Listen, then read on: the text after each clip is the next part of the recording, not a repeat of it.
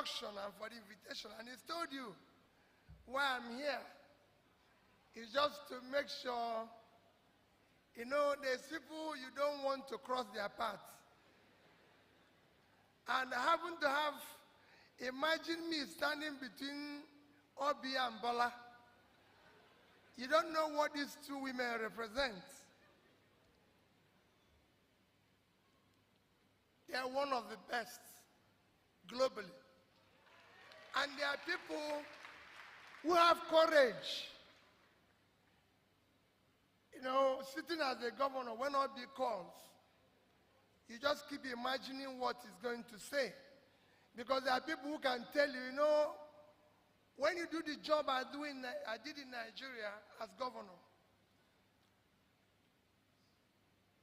what happens to you that you won't believe is that you meet 10 people, but 11 will tell you you're doing well.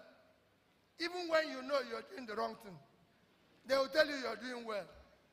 So when you have people like Obi calling you, you know you're not doing well. And of course, Bola, as governor, one day I came back from the UK. I was rushing to catch the Enugu flight for 7 a.m.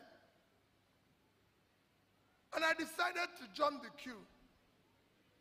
Unfortunately, that day I wasn't lucky. Bola was with me.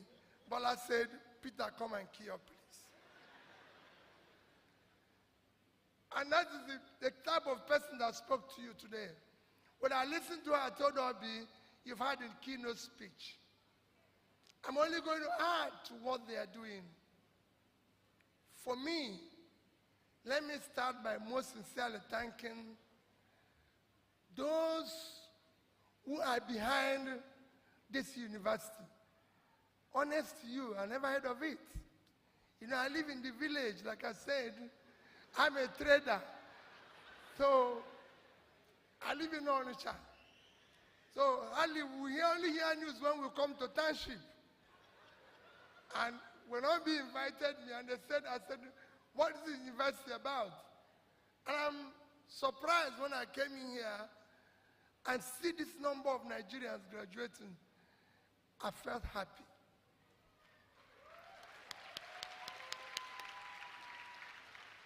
So I said thank you. I thank you, Obi, for being part of this. I thank all those who are part of it and everything. I thank Bola for her speech, and I see a brother of mine who is also a wonderful fellow I met in the university, former Minister of Trade, a good Nigerian. And to you, where do I start? You've listened to everything. Mine is just to add by saying a big congrats to all of you that are graduating today. I'm again saying congrats to your parents, your guardians, and all those. Like I said, I made it possible for you to go through this.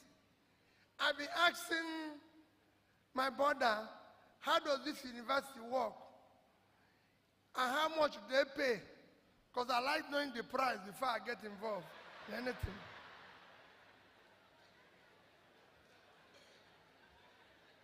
It's very important. And he's been telling me, and I said, you obviously have somebody who helped to market the university. If that is how you pay, and I asked him, can somebody owe and pay when you graduate? So, wherever I am, I want to make inquiry. But honestly, listen to Bola and Obi. It's talk about leadership and igniting the future. Leadership is something that is not rocket science, but it's difficult. It's difficult because of what Bola and Obi have mentioned here. Being able to have that character that character, strong character, to be able to resist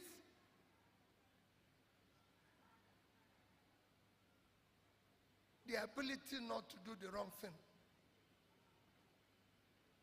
To be able to have that sense of value that this is wrong, this is right, is very difficult. Especially in our own situation, where what people value in the system and the society is what is wrong. Even here now, when I was coming in here, I came alone with somebody. I asked security people. Someone said, "Where are your security men? How can you just be moving this like this?" And I said, "These people are not going to kill me, so why would I move in?" That ability to say, "No, this is wrong, this is right." I could have said to Bola, "Why will you tell me to go and queue up?" After all, as a governor, I'm not supposed to pass through where she's passing through in the first place. So why am I even passing through here that she's telling me to queue up when my people are supposed to take me from the plane straight to the next place? That is the problem. It is difficult. So leadership is a very difficult thing. You talk about change. Change is constant. It looks easy, but very difficult. Because often the people you are trying to do the change with, in this country, everything I'm going to talk is about Nigeria, are the people who don't want change. All of you come together and say, because you must work together. My brother, okay, Obi, all of them have experienced it. Now, people you're talking with actually don't want to do what you people are talking about. So change is difficult. And your future is what you make. I can tell you that the components of all this makes it difficult for you, but also makes it imperative that you, if you want to have a better future, it's you. You have to make that choice. I want to ignite that better future. And that's why I said my own reference will be here. And I'll tell you my own experiences. Like Obi has told you, I read philosophy in University of Nigeria, Nsukka.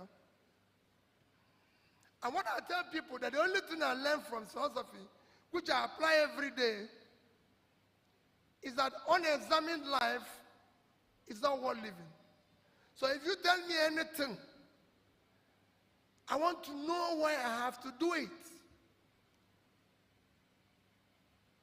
Everything. And I'm sorry when I tell it to people, they don't like it. And I say, "Oh, you want to do a naming ceremony for my daughter, for my son? Why?" I remember telling a teacher, when my children were in primary school, somewhere in First Stack, and he said they're doing birthday in schools and everything, and the whole school will come. I say, "Is it part of the education? Is it part of the fees I paid? Or is it additional fee? Is there additional fee?" I say, "Why are they celebrating? I don't even know what they will become. Leave this ceremony of birthday. Let them read first and pass. Then they can celebrate with their money." Because I paid the fees.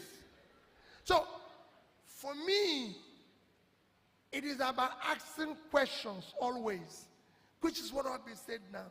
Always ask questions. What is the value? I know that some of you who are young, who are not married, want to do, for example, a big wedding where they will close the street.